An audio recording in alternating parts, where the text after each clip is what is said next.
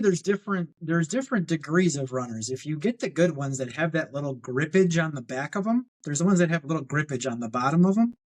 And if you use those Okay. and you really lay it out right in the beginning of the day, and most of the time, 90% of the projects we do, the people are living there. It's a put up and take down thing.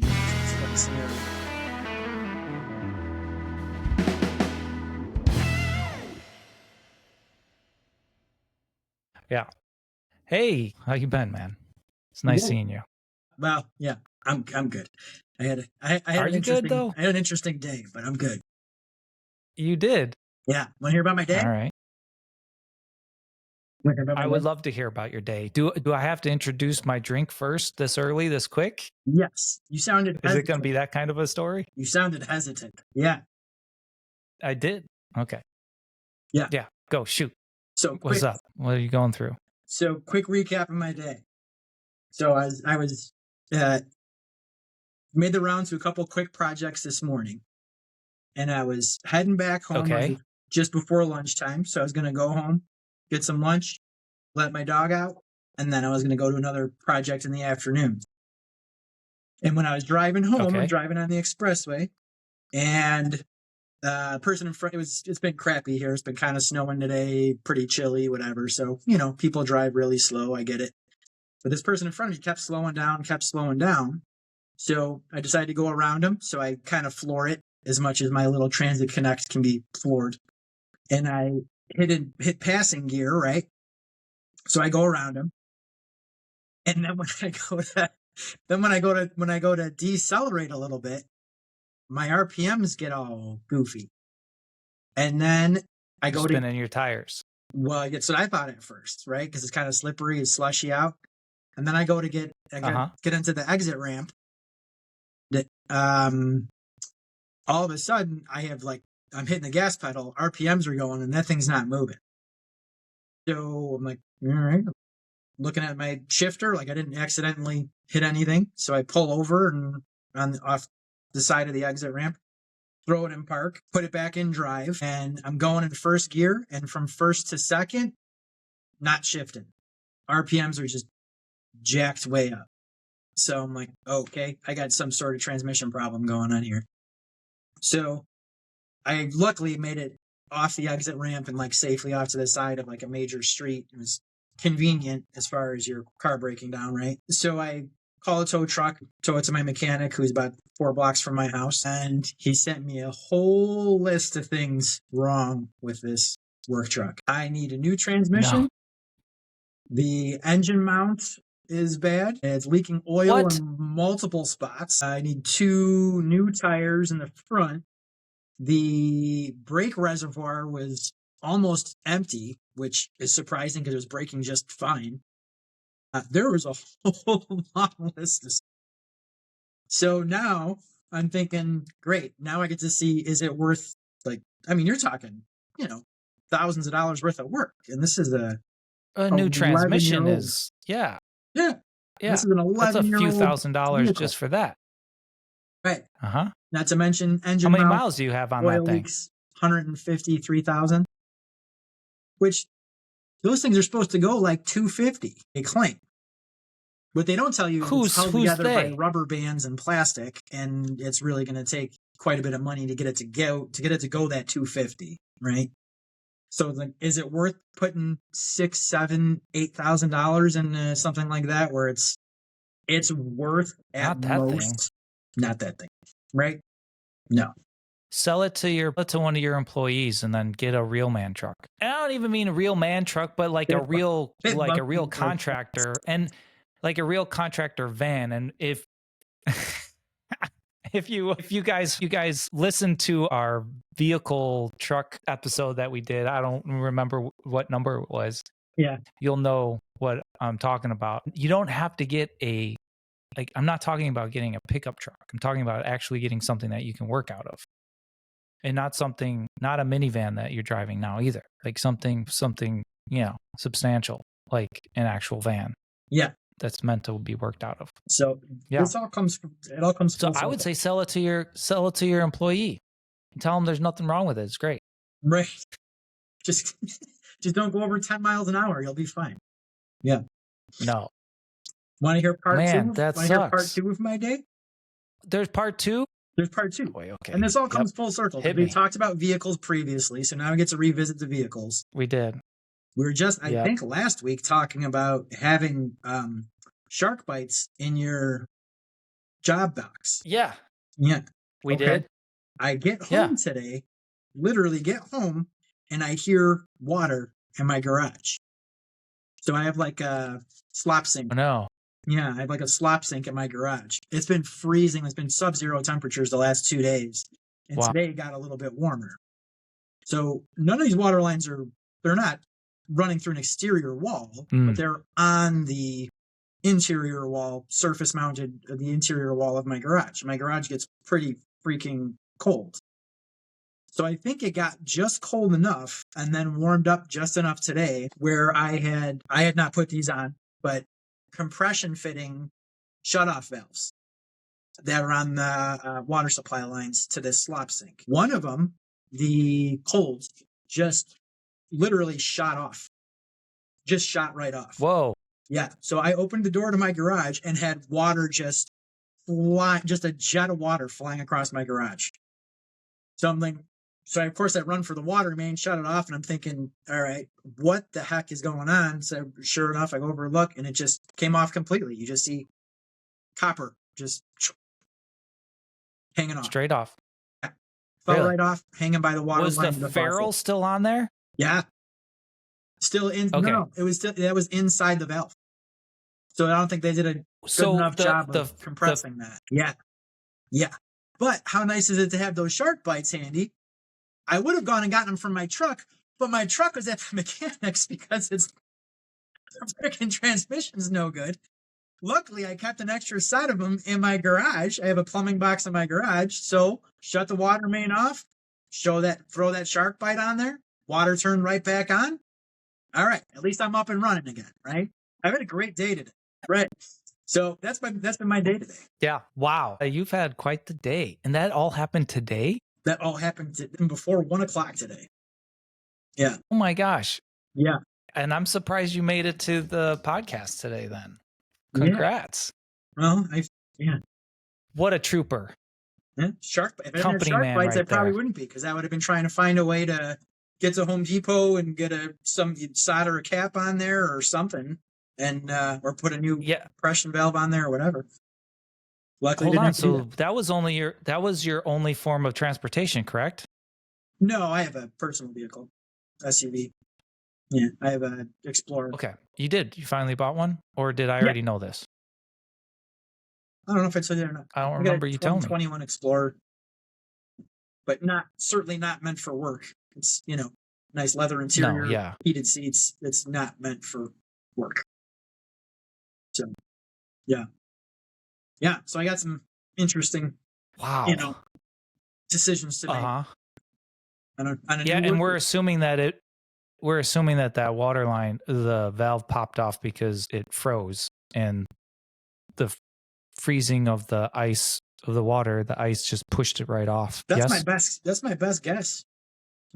That's my best guess. I think it got just cold enough to make that pipe another reason that you should not live in or something. But to your point, no, that ferrule was not still on there. So I don't think they compressed that quite enough when they were putting that on. No, yeah. Enough to hold 60 pounds of pressure, evidently, but not enough to withstand ice. Which, hey, you could have, we can think of this another way, is it popped that off, which is nice in a way, because then you didn't have a split pipe somewhere in the wall, which could have also happened. Sure. Yeah. Interesting. So that makes you think, like, hey, lucky that it happened in your garage. Lucky it happened in my garage. And then it makes you think, like, did my truck break down so I could get home in time to get that freaking water pipe fixed? Because I could have been gone another 3 hours. I have just the guy to talk to about that. Project manager who believes in just like the universe and the energy and the stuff you put out there, and it talks to you, and we talk about that stuff all the time. Yeah. You crazy. I'm a believer. I'm a believer. You're a believer after today? Yeah. Yeah. Too weird of a Wow. coincidence. Yeah. Wow. Okay. I mean, do you know how Cool. much water Well, would have been shooting out of there if I was gone for 3 hours? oh, well, how long do you think it was shooting out of there? Uh, it couldn't have been that long because it was not, I mean, it was enough water where I had probably a half inch of water on my garage floor. And my garage floor obviously is, slightly pitched to the outside, not much, but enough to make water go that direction. But I had 75% of my floor probably had a half inch of water on it. So, that's a fair amount for a 1.5 car garage. All right. Well, we're all going to find out next week on what Todd decides to do with the new vehicle or not. Right. All right. Holy cow. Well, I haven't had a productive day at all compared to you. Yeah. So I'm not not even going to try. I'm not even going to attempt to I figured monkey with that. it all came full circle, so I had to throw that in there before we got to what we're supposed to talk about. Okay. Well, thanks for the heads up on that one. And Yeah. well, on the same note, then we should talk about what the hell are you drinking then right now? I'm drinking straight bourbon right now. This is just a Straight bourbon. Yeah. Hey. Just a Bullet rye. All right. Bullet. You're in Bullet. Okay. Yeah. Poor guy. I like Yeah. rye. We gotta up your game a little bit. Yeah, I know you like rye. I'm not a big rye fan. No? What do you got going there? I'm a little reposado, straight up. Reposado? Tequila. Tequila? Yeah. Oh. What brought that? Yeah. To be honest, my brother-in-law, he came out 2 years ago, and he's a big tequila guy. And he had bought a bottle and left it in my house, and it's been sitting there just like, staring at me every time I walk by, Right. So I thought, Today was what? the day? Maybe I thought, I need to start getting an acclimate get my taste buds up and All right. start drinking some tequila. All right.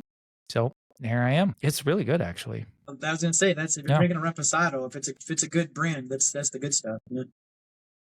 As far as my tequila knowledge goes. I don't know enough about tequila per se to say it's a good brand or not, but judging based off of the brother-in-law, I'd imagine it's a pretty decent one. So nice. He knows his stuff. Yeah. All right. Well, I think then we have our drinks are appropriated to your situation today. So I think we're in a good spot. So let me ask, what is our situation today? Today, I think we were moving from the job box / what did you call it? Safety box? Yeah, the one is, I think I called it a safety box. You call it a job box. Yeah. So kind of trying to progress from that into just job site prep work.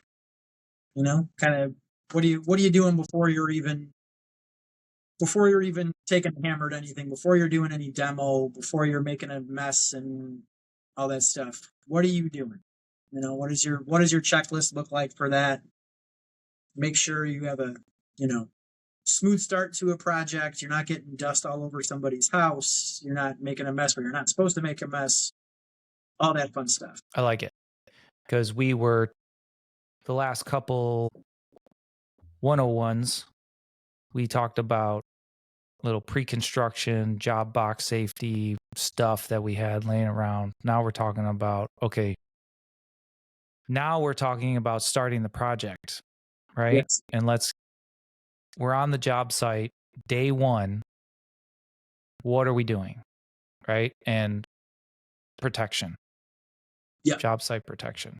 Yeah. Very first thing. Okay. Where do we want to start with this? Maybe what not to do. So maybe don't pretend like it's HGTV and just take a sledgehammer to a wall. Just run in there with 5 guys. Assume everything's fine, and and just just knock down whatever walls you want. I mean, I understand these are 22-minute episodes, so they got to do what they got to do, but they never seem to even mention that. So I think At least for me. Good point. Those DIY shows, I never see protection. Do you ever see a whole lot of protection in those? I mean, I'm not watching Other than those shows safety anymore, glasses but and back in the gloves, day, I think safety glasses and I gloves. don't even, That's it. if they have safety glasses on, Yeah. I don't know. Yeah. Well, Right. safety glasses are not Crazy. sexy. They're not sexy. No, they're not. Protection. What not to do? What not to do? Well, I mean, obviously what not to do is not to do any protection. I mean, that's just flat out like just walking in there without any protection. Don't walk in there and, you got your giant boots on that are like super aggressive rubber soles on them, that probably have a bunch of rocks stuck in them from, walking around outside and, walking mud around in their brand new nice hardwood floors that you're going to remodel their kitchen on, and you don't have a plan on doing the hardwood floors afterwards. So yeah, and not to speak of all the dust that's going to happen throughout the whole house. That dust travels everywhere. Yeah. In what not to do. What about if you're working in an old house, Todd, past older than 77 or 78 ish area, 1970. Yeah. Lead. We need to worry about lead and asbestos stuff. Yeah. What else? What else not to do? Yeah. So I still like not working on any house that's older than me. Yeah. Yeah.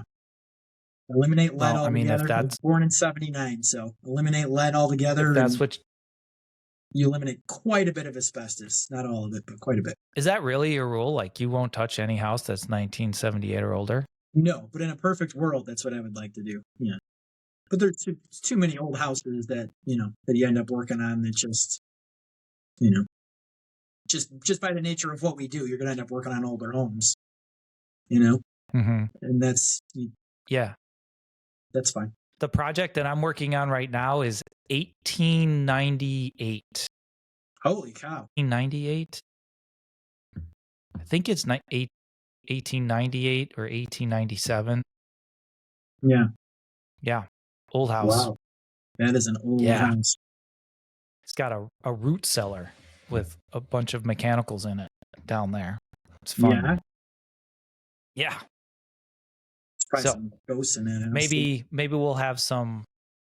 Maybe we'll have. Maybe you'll see me walking around the job site once in a while. We'll get that on the podcast, huh? Yeah. Yeah. I like it. I like it. Joe in the field. Renovation situation in the wild.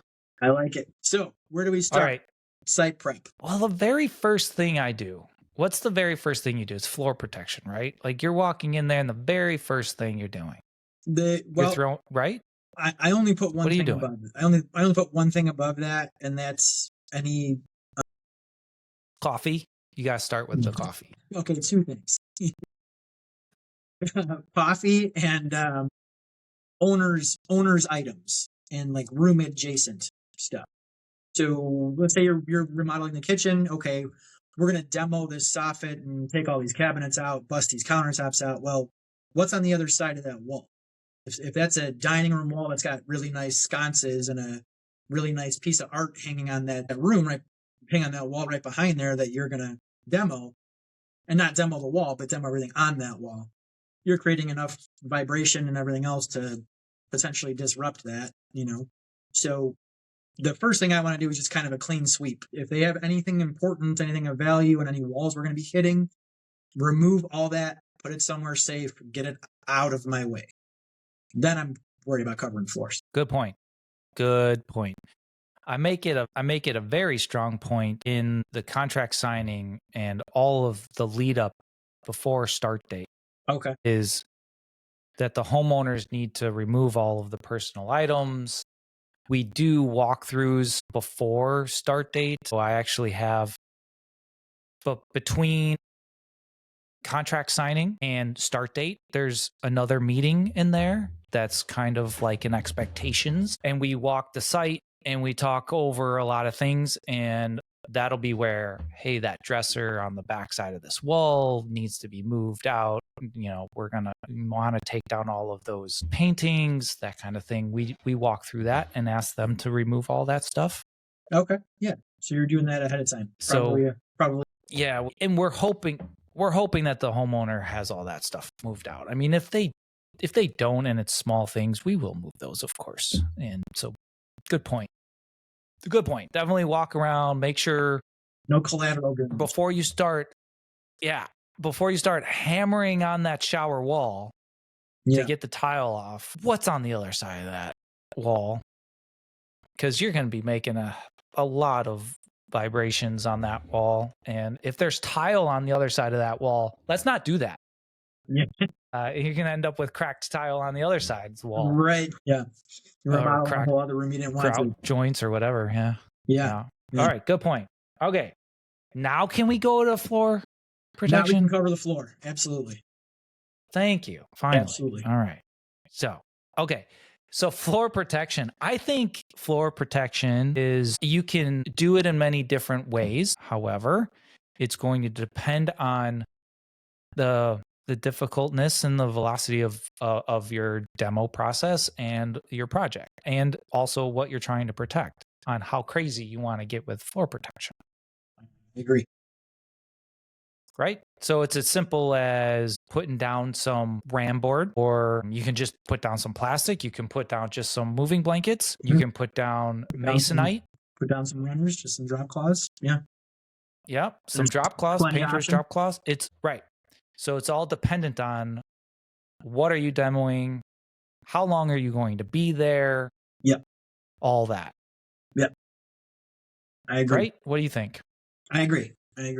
For sure. If it's a lengthy project, you're tearing down walls, you're doing some serious gutting, I'm putting down rosin paper, and then I'm putting down masonite on top of that rosin paper. You're duct taping the seams of that masonite, and you just have a legitimate, like, continuous hardboard floor that is covering all of that, because you're doing every trade on top of that. So spend the time up front.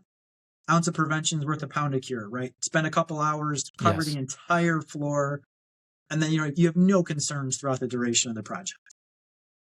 Ram board's great for the smaller stuff, for the lighter duty stuff, but it's not going to hold up if you're knocking down some old walls and doing some serious demo work. As much as I love you just spoke of ram board, so I pulled it up here so everybody could see what it looks like. It comes in a roll. So it makes it very convenient to be able to just kind of roll it out and put it down on the floor. It's fairly thick.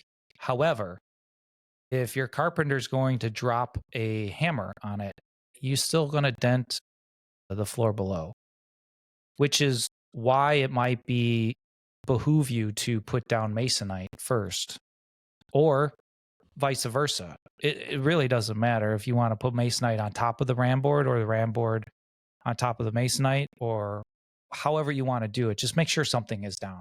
What's also nice that we didn't bring up is ram board makes stuff for stairs. So they call it the stair armor. It's right here on the left. And that's pretty nice. They're already pre-bent and set up perfectly for stairs. Now, I have a couple things. Okay. I've made my own stair runners just like the ram board there, because we couldn't get it at the store. I needed it right now. It wasn't available. So you can make your own ram board stairs with just regular old ram board. It's a pain in the butt, but I got into a little rhythm with it and measured it all out, and you just cut it, form it, bend it, put it on the steps. It worked really well, and it lasted for months. Perfect. And then what are you doing? Taping it to the side? Yeah. So here, you bring up tape. Now, here's the thing. You're not supposed to be taping down onto a previous hardwood floor. You will run the risk of possibly pulling, months later when you go to pull that tape up, you could be pulling up the finish. The finish on the floor. And don't tell me that it won't happen, because it has happened twice on me. So it will or could happen. And talk to your flooring guy. He will tell you not to tape the floor. Don't put tape onto a hardwood floor, period, end of discussion. I know we've all been doing it for a long, long time, and I know we got away with it, but I'm telling you, it's going to bite you in the butt, and you're going to end up refinishing the whole floor because you put tape down on the floor somewhere. Yeah. So the trick is, if you're going to put ram board down and you want to tape it, and here's another thing is ram board, because it's in a roll, it has that memory and it's a pain in the butt. My little trick is that I roll out the ram board and then I flip it upside down. And that way it wants to have this way instead of this way. Yeah. Yeah. Okay. But I tape ram board straight to the trim on the walls. So on the baseboard trim, which is good because then you're forcing the guys to run it all the way. Like you have to run it all the way, baseboard to baseboard.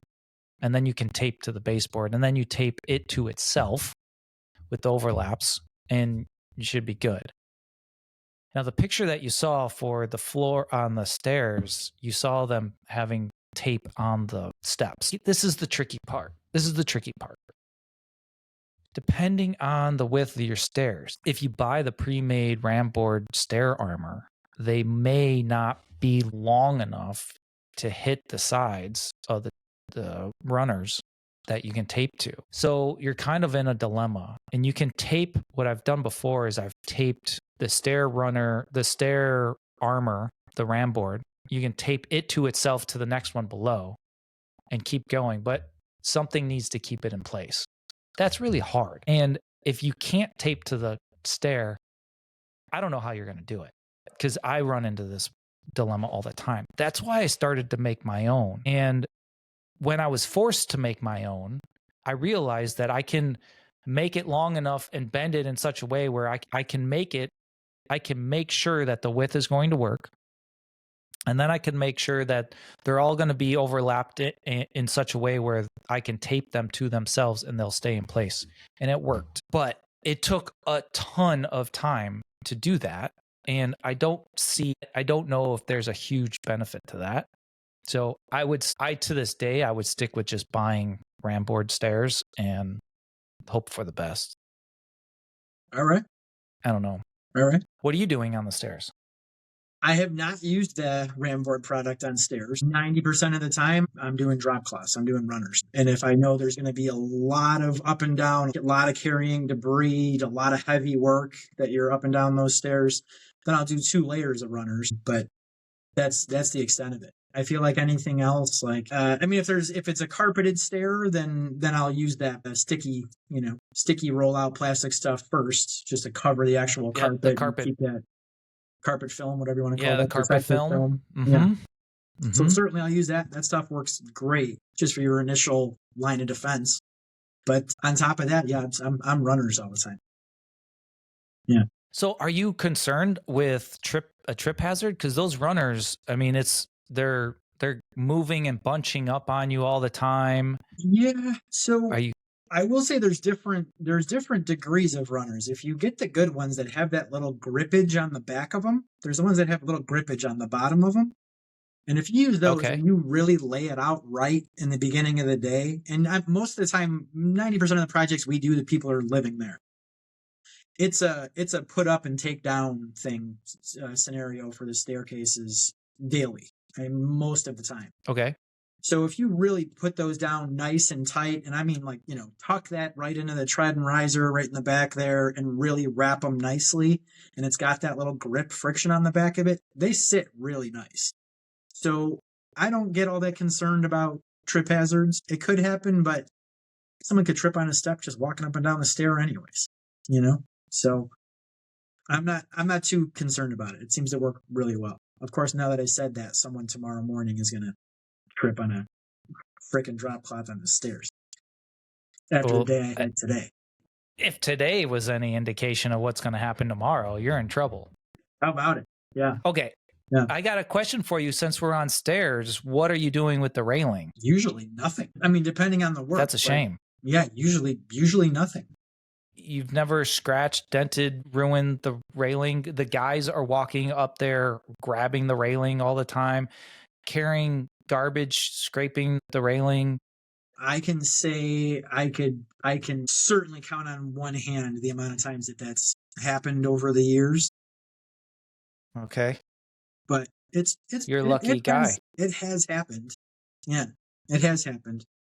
So I mean, you probably should. But then I guess at the same time, like if you're up and down the stairs and worried about a trip hazard, don't you want to be able to grab onto a handrail? Well, yeah. I mean, yeah, touche. I have something I would like to show you. Please do. Please share. I've been using these.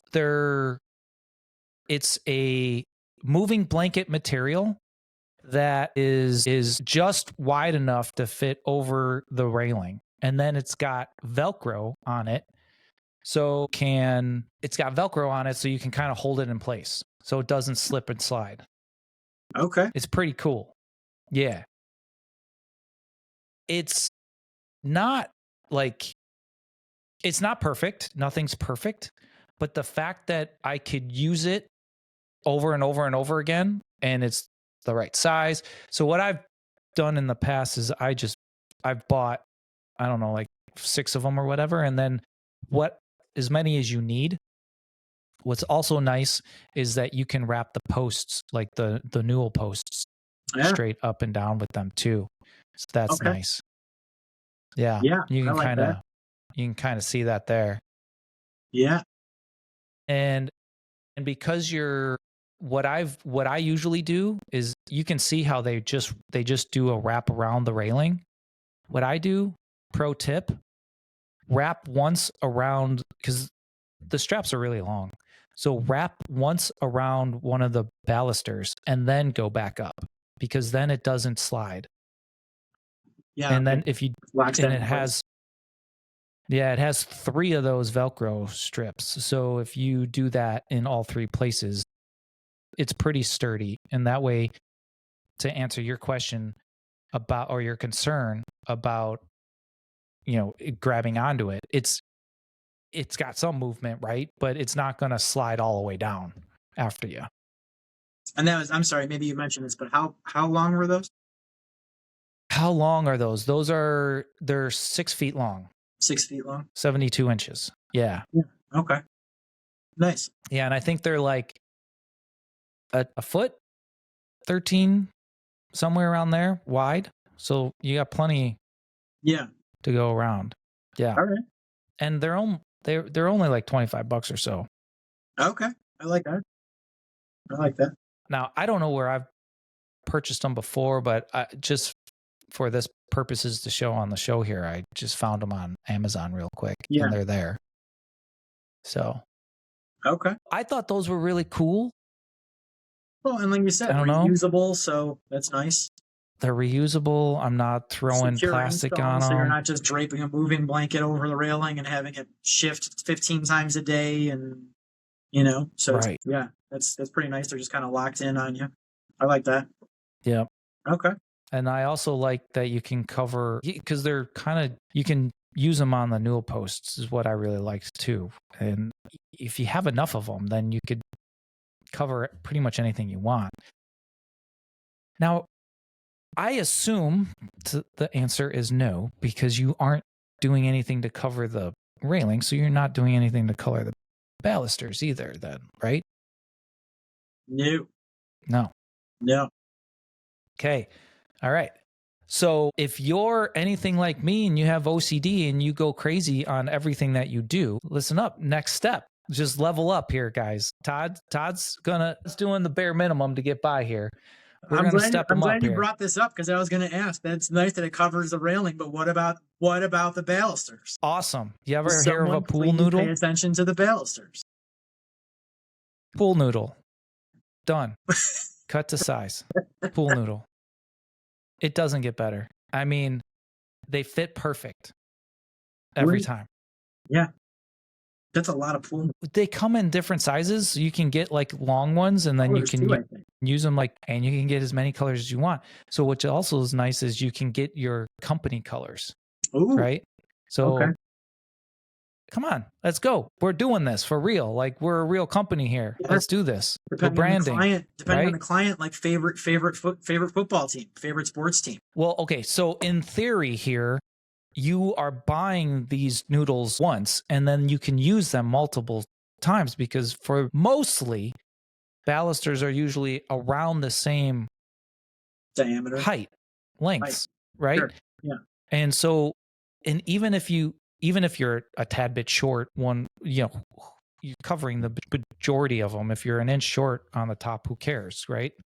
But yeah, so that's they're cheap, right?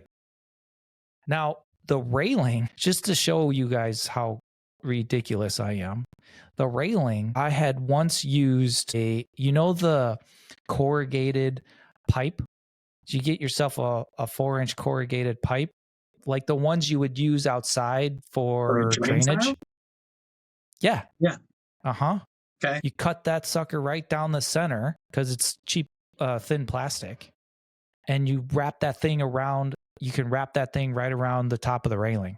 Perfect. Boom, done. It works. All right. Mm-hmm. All right.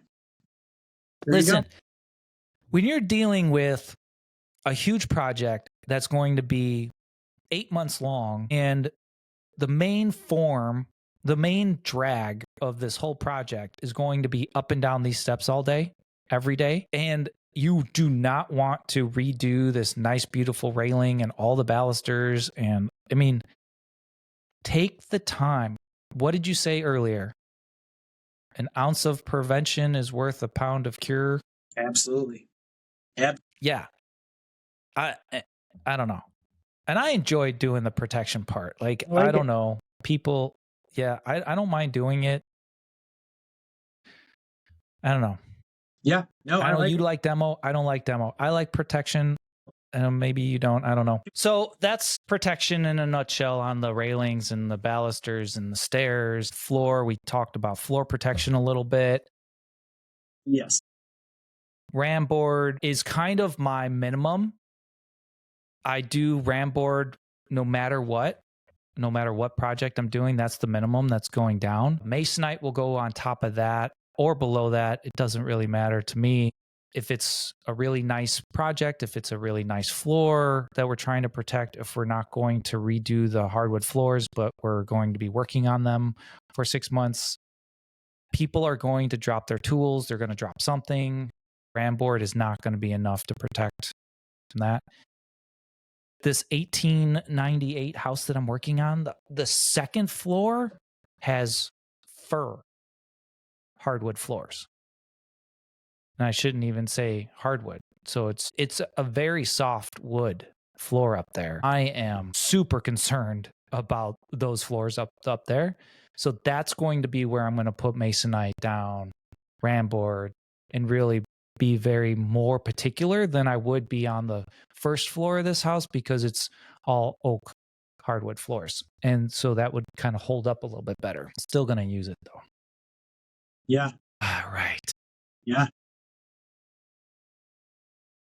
All right. What else you got? So where do you go after floor? After floors, I'm usually doing my plastic barriers. So I'm building some. Okay. Some sort of plastic walls, usually using a zip wall system. In the event you're doing something that's major projects where you're going to be there months and months and months, maybe you're doing a little bit more and actually just doing some sort of temporary wall. I mean, I built temporary 2x4 walls before just to put some sort of sound protection as well as dust protection up, and it's just there, and they're living over there and you're working over here. So we've gone to that extent that's the nth degree. Rare, but we've done it. But more often than not, it's zip walls and plastic where we're building a nice little cocoon of our own workspace. Agreed. 100%. We're putting up we call them, they're called zip walls because zip walls does a very good job of branding, but someone's cornered the market on that. I know. I hate the zip wall system. Those poles suck. But the premise is the same. We're putting up walls. We're putting up plastic walls. Yep. Now, Mill 4 is probably the bare minimum I would use for the walls. I'm glad you brought up Mill because that was my next question. Yeah. 4 mil is probably good enough. It's good enough, especially if it's going to be a quick, not long process or project, and you're not going to be going in and out, in and out, in and out. And by in and out, I mean we put zippers on these. So there are zippers that you can buy that you put on the plastic, and then you can cut open, and then you can zipper them up. Pro tip, always install two. Yes. That way you can roll it up, and that way you can walk big things in and out. Yes. Essentially creating a doorway as opposed to a sliver. Because someone's going to catch a tool right on that thing. when you have one cut, inevitably someone's catching just a tool bag on it, and it tears, and then you get 18 different pieces of duct tape on it. People are just constantly trying to patch it in, and it looks awful. It holds up awful. So yes, agree completely. Make two, make life easy. So I use 6 mil because I can't use the bare minimum. I have to go big or go home. And I found that 6 mil is really difficult. 4 mil is just so much easier to work with. 6 mil is a pain in the butt. But once I get it all up, it's solid and it lasts forever.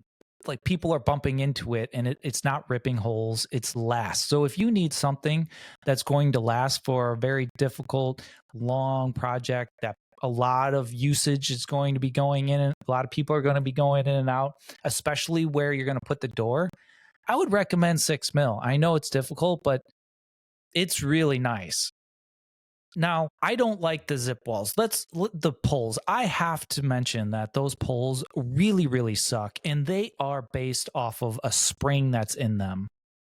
People, okay? Tell me how you really feel about this system. Yeah. Well, okay, what poles do you use? I use the zip poles. You poor sucker. Okay, so I'm going to share you this. I wasn't aware there was a better product. There is a better product. Now, this is what I use. You don't have to use this. It's called Task, TASK, -tools.com. Home Depot just in my area just started selling these. I've bought these. Boy, I've been using these for 10 years at least. At least. You know that because you've seen these. I use these. I have. I use them for everything. They are great, wonderful, and you can build as much tension in there as you want. Also, what's great is you can get different heads for them, and they screw right on. I like them. You can get them in different sizes as well. But that's what I'm using. You don't have to use those. There's a few other poles out there, just great. Just don't use the ones that are got this built-in spring, and that's the only tension that it's based off of, because those springs are not strong enough to withhold a doorway going in and out, in and out, in and out. Eventually, somebody's going to pull that pole down. So, yeah, I don't know. I've seen it happen. I can't stress enough that those zip walls stink. I've seen it happen. Zip poles. I've seen them. I've seen a pole come down. For sure. Definitely. What else? Well, you got anything else with the walls? And I realize we're probably running longer than normal here because I took up too much time in the up front here telling stories. No, that's okay. But I think after that, usually my concern after your floors are covered, your walls are cocooned, or whatever you're doing, whatever sort of temp walls, whatever sort of barriers, dust barriers you're using, then it's I either want to institute some sort of negative pressure or my air scrubber a combination of the two, right? So, good point. In my climate, depending time of year, if it's the dead of winter, most likely we're not doing negative pressure because you're not going to put a box fan in a window and just suck all the heat out of someone's home. And you're probably going to argue that you should never do that in the summer anyway because you're spitting dust onto somebody else's house. But that's when you know you have a contractor that just started his business in the last few years and he doesn't know what he doesn't know yet. So should I drive by one of your job sites? What's the better way? Well, it depends on what kind of work you're doing, right? So what if you're doing really light drywall work and just some really light patching and some painting, then I have a box fan on the window sucking that out. I still got my air barriers up and stuff, or my plastic barriers up and whatnot. But if you're doing legitimate demo and remodeling, then yeah, you're creating negative pressure, usually by way of an air scrubber. And there used to be a really good company called Build Clean, which unfortunately is no longer a business. Much to the chagrin of many contractors. Still Build amazing Clean no one was bought that company and so revitalized awesome. It was so awesome, you guys. Yeah. I want to, let's see if I can pull it up. Build Clean was an awesome product. Yes. Ugh. And there's some similar products out there, and I have, just because I've had to, we have no choice. We loaded up on those Build Clean filters knowing they were going out of business, and so we loaded up on the filters so we know we could use it for a couple more years, a few more years hopefully, and that worked fine for me for a while. But I kept getting the same error code, and I could not get the error code out of it. For whatever reason, the sensor was not working right, and you just can't get parts for it anymore. So I switched to something else. That thing is awesome. I loved it. I still have it. I know yours is broken. So what did you switch to? So I switched to it's a company called Vevor, Vevor, and still has two-stage filtration in it. So you have your typical, almost like a furnace filter, just your kind of your basic grab all the bulky dust kind of deal. And then it's shooting it through a HEPA filter after that. And then you have the optional exhaust coming out of that. So after that HEPA filter, there's an 8-inch diameter exhaust, and you can put a flexible 8-inch hose on that, run it out a window, seal up that window, and create your negative pressure that way. Or if it's something light, then you just let it kind of, let it circulate in the room if you want. If you're doing really light work and you're not going to go to the extent of, creating negative pressure and shoving that out a window, right? At least it's still getting run through a HEPA filter. So that air that you're circulating, it's getting pulled into a filtration system, and then a secondary HEPA filter. Yeah, that guy. And these are daisy chains too. Yeah, so you can put these together, make them cumulative. Well, they'll kind of run off of each other as well. Yeah, I want to point out that the reason why we're not necessarily a huge fan of these is because you see this little big circle in the center. That's it. That's where it's sucking in the air. And if you had noticed the picture of the Build Clean unit, it was 360 degrees of sucking in that air. Yep. Which was really nice. Couldn't agree more. And it had all kinds of other cool benefits to it. But unfortunately, like Todd said, it's not around anymore. So we're stuck with these. Now, fortunately, mine still works. And I'm on my last HEPA filter, but they last quite a long time if you keep cleaning it up.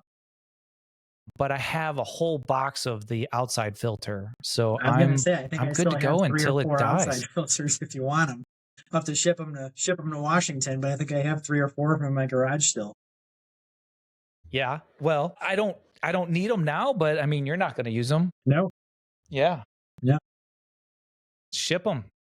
I'll use them. Yeah. Right now, what's really nice is when I don't use that thing for like on the job site, I use it in my garage when I'm working on woodworking stuff, just to have ambient, air scrubber just going on in my garage, which is awesome. Yeah. And yeah. So tell me a little bit about this air scrubber that you have, this box looking thing. Does it do the job? How heavy is it compared to the Build Clean? Does it take up a lot of space? Does it come with the hose? And how are you running the hose? Because the idea of a negative pressure, right, is you're sucking air into the space that you're working, and you have to shoot out the air out of that space that you're in. Because if you suck it in and just blow it back into the place that you're not creating that negative pressure, right? You need to suck the air into the space that you're working, but then shoot the air out of the space that you're not working. And you don't want to shoot that back into the home per se. Although in theory, the build clean unit, I would be willing to do that if I had to. I'm not 100% sure on one of these, but you tell me. I don't know. I just got too many questions. I'm not Sure. What do you think? No, and I asked some of those before I bought it. Certainly, it operates in a similar fashion. So it is like I said, 2-stage filtration. It has an exterior filter, like you pointed out. That side kind of, call it a pocket, if you will. That side cutout. I shouldn't call it a pocket. I was shooting pool.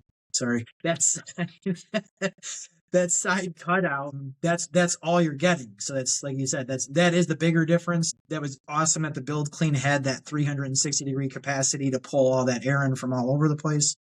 So this has that side cutout. It is a slightly smaller profile than the Build Clean, and it's a little bit lighter than the Build Clean. So that's kind of nice. Yeah, that's nice. A little bit easier storage, a little more room in the truck, a little bit lighter. Those are certainly nice features. And then it has that second stage of the HEPA filter, and then that 8-inch exhaust, same as the Build Clean. It does not come with an 8-inch flexible exhaust like the Build Clean did. It's like buy it separately. And I don't even remember if that company offered it or not, but I still had mine from my Build Clean, so I figured I'll just use that one. Oh, and did it fit? It worked? Yeah, it does fit. Yeah, it actually does fit. So nice. With an adjustable clamp on there. How about a variable speed? Can you ramp it up and down? It does have variable speed, but it does not have an automatic sensor like the Build Clean had. Right? Okay. Like the Build Clean had that auto sensor of once it detects too much dust, it automatically kicks into a higher gear. This does not have that. It's set at minimum, maximum, that's it. Got to be honest, my auto sensor, it worked for the first couple projects, then it broke, and then Build Clean came out, replaced it and fixed it, and then a couple projects later it broke and I just never got it fixed. Okay. Yeah. It does have a run time on it, like the Build Clean did. What's that mean? Keeping track of how many hours or something like that? Just how many hours you have logged on that, so you kind of know, okay, I've had this HEPA filter for 47 hours. I should probably change this thing out, right? So it has that on there, and it also has, like I said, you can daisy chain those, so plugging one into the other one, and then if you click one on, that whole string will go on. So it's kind of nice. Or it's just an outlet in there, same as the Build Clean had. So it's an outlet in there. So if you have this machine plugged in and that's running, there's an outlet built into the side of the machine itself, and then you can plug a tool into that, whether it be a vacuum or a power tool or whatever you're running. Yeah. So there's a lot of similarities. I always found that if you plugged anything like major that was going to draw a lot of power, it wouldn't work. You end up popping. Yeah. Yeah. You end up tripping it. So it was great though, because you always had somewhere to just plug in your chargers. Sure. Yeah. Yeah. That's easy. Yeah. Agreed. Okay. Now, how does it work? Like, what the end result? Is it just as good as the Build Clean? Are you still noticing that it's dusty in there for longer? So I will say I'm on project 2 using this machine. And the first one was just a hall bathroom. And that hall bathroom was, it was average size, 6 by 10, maybe something along those lines. 6 by 10. Yeah. And it was we gutted almost everything, but I felt like it worked well for that project. We had everything, like I said, plasticed off, and then had this hose running out. I feel like that worked well. I didn't do the demo personally, so I was asking my guys, hey, did that seem like it was holding up well and running well? And they said they liked it.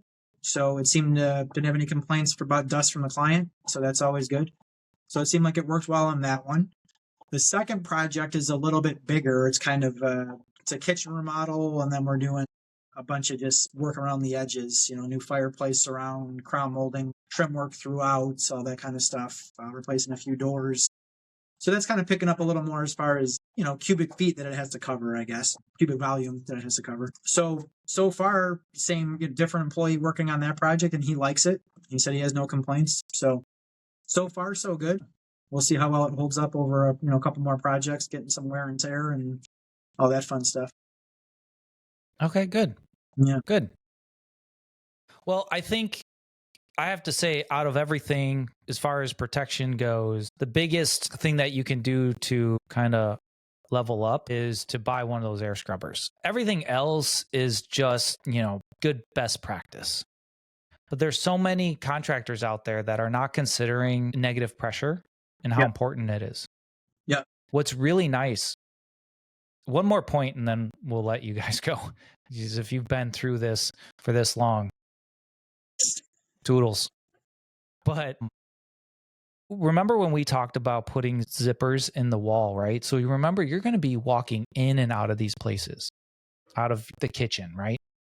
And as you walk in and out, every time you open that zipper or every time you walk through there, if you don't have one of these air scrubbers, you're pushing all of that dust out.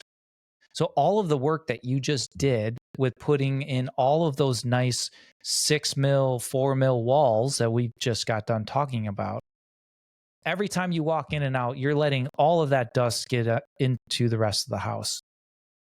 So if you have an air scrubber and you are sucking in air into that space, creating negative pressure, and one more tangent is Todd mentioned that as the space gets larger, it may not do as well. So you may want to get 2 or 3 of these, depending on the size of your project, and daisy chain them like Todd was mentioning. But the beauty is, as you open that door, I know I'm beating this to a pulp. As you open the door, now air is getting sucked in as opposed to dusty air getting sucked out. So clean air from the rest of the house is getting pulled in. You will be pulling in clean air.